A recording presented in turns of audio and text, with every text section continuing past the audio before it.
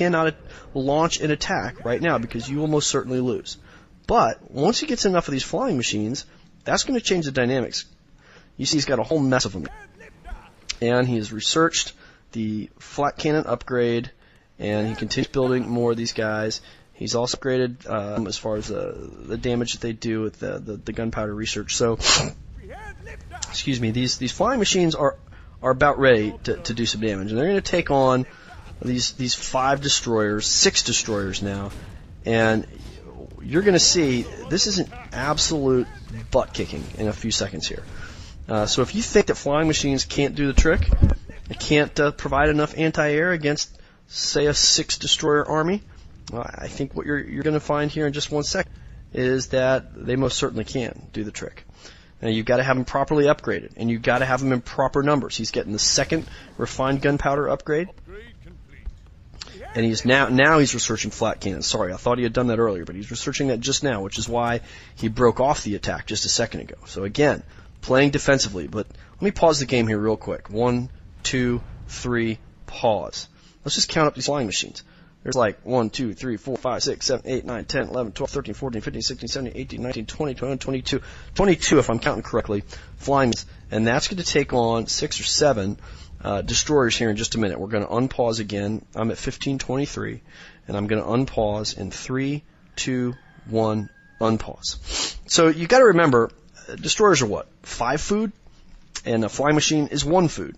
So if you're talking about 6 destroyers, that's 30 food worth of destroyers. And he's got 20-something, by my last count, 22, 23 food worth of flying machines. So it's fairly close, actually a bigger army of destroyers than flying machines. Now the Undead player, Protoss, has gotten Panda, so that Breath of Fire might be able to take out some of those flying machines. He's also got some area effect with the Lich. But, I mean, this is just, look at that, bam. In like 3 seconds, every one of those flying machines is gone. And so now basically he can run away with I mean, he only lost maybe a couple of flying machines in that exchange. I mean, that's just, that was just amazing. I remember the first time I watched this, I was like, good grief, those flying machines absolutely annihilated those destroyers. I really didn't think it was going to be that lopsided. But it was incredibly lopsided. So, in any case, that just gives you, a lesson. Now, the obvious thing here now, though, is, what you don't want to do if you're the human player is think, okay, sweet, yeah, my flying machines are kicking his destroyers. This is awesome, man. I'm in control now. No, because if you're playing against an undead player who has a clue, he's not going to keep building destroyers. He's going to go with something else. So, what do you think? If you're the undead player, what would you do? Well, you probably start building something that counters those flying machines, and so one of the options there would obviously be to start building crypt fiends and be able to use their web ability. And in fact, not only is Proto going to do that, he's going to build a 2nd crypt, so we can build him even faster. So, Insomnia being the good player that he is, you can see he's already thinking in terms of knights. Knight, great counter to crypt fiend. So he's thinking, okay, what counters the counter? You always have to be thinking a step ahead. Now, I would guess, maybe at kind of the average Joe type player may not be thinking of their counters quite as quickly as these guys do. Obviously, these guys know exactly how to counter just about anything you can throw at them, and to some extent, you can probably predict what they're going to do a little bit better. Now, with a lesser skilled player, they may be in some ways a little bit more hard to predict because they may do something that's just really not smart, and it's kind of clueless, and sometimes as a result they can stumble into something that works because it was just so random what they tried to do. But in general, as you get a little bit better and you play against better opponents, you can begin to make certain assumptions, and the assumption that Insomnia makes here is, okay, he's seen that I've got a whole slew of well upgraded flying machines, therefore he's probably going to build crypt fiends. So as a result, I'm just going to assume that he's doing it, and I am going to begin building knights. So he builds his knights, he starts to upgrade his damage on his knights, but he also gets the bomb ability for the flying machines, and you're going to see how that is going to play a factor in a minute here. So he splits his army up. He's going to have his knights and his heroes together in one place. He does build a paladin. That is going to really be key. He's got the Staff of Sanctuary now, so that he's got healing ability. He's got the Divine Shield ability. And between the healing, the Staff of Sanctuary, and the Divine Shield, he should be able to keep this little tiny army alive fairly well. And you're going to see, again, he's playing defensively here. He's running away, and part of the game right here is, well, let's just get Proto to follow me. Because if I can get him to follow me, that's good, because I really don't want him to go in and attack my base right now. So, again, this is just a way to stall for time. You see a nice staff usage there. And so basically, this is, again, another defensive tactic. Now he's got his flying machines properly up, and it's time to create yet another diversion.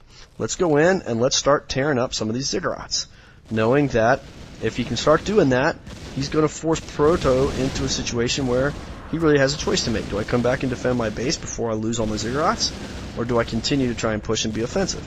So obviously he's going to come back. He's going to see what's going on here, and he's going to try and attack and take out these flying machines. He starts webbing a whole bunch of them. Insomnia sees what's going on, and he says, okay, time to get the heck out of Dodge. So you might think, well, that wasn't really that successful of an attack. I mean, yeah, he took down a couple of ziggurats. But let's take a look now. I mean, Proto is at 55 of 40 in terms of food. So, one, he's completely stalled Proto's production. He's not going to be able to build any more Fiends. That's going to buy plenty of time for Insomnia to get the army that he now needs, which at this point, he needs more knights. So that's going to buy him a little bit of time to catch up in that regard, to upgrade his knights, which he's continuing to do because he's got the economic advantage with that expansion. So he's going to be able to, get more upgrades. He's going to be able to keep pumping out the knights. And, he can, if he chooses, he can use those flying machines in a couple of different ways. He can scout. He can use the flying machines to reveal any burrowed crypt fiends that might come his way, etc. He can continue to kind of harass with those flying machines. All those different things are options. So at this stage of the game, he's now got enough of an army where he might be able to, kind of go toe-to-toe with some of these crypt fiends. And he's going to kill the panda right here, which is nice. He's going to start putting a little pressure on this crypt fiend. And he's going to bring in his flying machines, and they're just going to start bombing the obsidian statues. And at this stage of the game, I think Proto realizes this is not good. He gets his his Death Knight gets surrounded here, and he knows that the Death Knight is going to go down. It's pretty much inevitable, and he calls good game. So, I think what you could see in that game is that there are times to attack, and there are times to play defensively. And then this was a situation where Insomnia did a nice job of kind of fending off the early game harassment from the Death Knight. Secondly, he used a strategy that enabled him to have enough Tier 1 units that he was able to throw up that early expansion and then create a diversion by attacking his opponent's base so that he could get that expansion up and running and guarded with a tower or two. Then, when things took a turn for the worse and he lost his Archmage and all of his footmen were kind of banged up, he said, okay, I've got to go into defensive mode here. And so, this is one of those deals. Like, people can say, oh, he built so many towers, that's so lame. But really, at that stage of the game, he didn't have a whole lot of options. He knew that the Undead player was well on his way to Tier 3, that the Destroyers were coming. There was really no point in him trying to amass a Tier 2 army of casters or something like that. That was just going to die a heinous death. So, if he wanted to win this game, he had one choice. Play defensively for a while, get some towers up, stall as long as you can until you get the army that counters your opponent's army. And so he made the right call. He saw the Destroyers coming. He builds up an army, a huge army of flying machines that are fully upgraded and ready to go. And you can see, with that area of effect that they do, the flat cannon, kind of the splash damage, man, you get the right number of flying machines, and the Destroyers really don't have a chance. Even if Proto had maybe a couple of healing scrolls there, I still don't think he would have been able to fend that off. So, that's where you can exploit this Destroyer strategy. The Destroyers are so strong, and they really are a pain, and they're hard to deal with. But the deal is this, if that's all he's got, if he doesn't have any other support units, and he's just got a mess of Destroyers and a couple of heroes, with a bunch of flying machines, you can go in there and take those Destroyers down, and then, you stand a chance at that point. So that was good. And then the next step of this was to counter the counter. Having won that battle of flying machines versus Destroyers, Insomnia didn't continue to build destroyers because, gee, that works so well, I'm just going to keep making them. No, don't be an idiot. Don't assume that your opponent is an idiot. Assume that your opponent knows what he's doing. Assume that your opponent sees that he just got his butt kicked, and he's going to stop making destroyers, and he's going to do something that counters what you're doing. If that is the case, then you get the counter to the counter. Figure out what he's going to do. In this case, Insomnia makes the assumption, okay, he's probably going to go Fiends to counter my flying machines, and that's exactly what he did. So Insomnia was ready.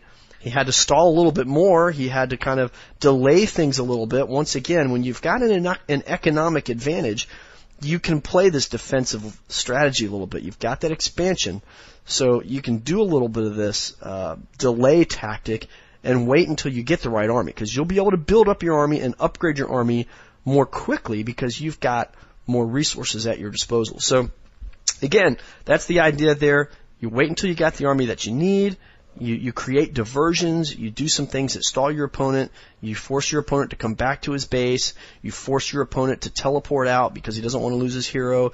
You do all of those kinds of things to draw things out so that you eventually can get the army that you want and that you think adequately counters your opponent. And then you go on the offensive. Then you know the time is right. You make your strike. You make your move.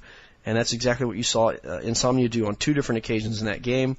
He knew he had the army that would work. Now part of this is you've got to be able to size this thing up. You have to develop the skill where you can quickly figure out, does my army beat his army? And that's not an exact science. That's something that's a bit of an art form, and you have to develop that over time. That's something I'm not particularly good at this stage of the game. There are times when I'll engage in a battle thinking, oh, I've got this guy.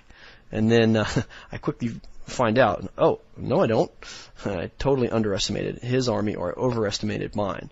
So you have to get good at that. That takes some practice, but these guys like Insomnia and Proto, they're so good, they're so experienced. They know exactly what's going on, and rarely do they engage in a battle that they don't stand a chance in. And I think in that case, Proto really got caught in 2 situations where he didn't have a whole lot of choice. He knew that the longer the game went, the worse his chances got, because he knew that Insomnia had set up that early expansion. So to some extent, his hand was a little bit forced, and he had to try and to make something happen.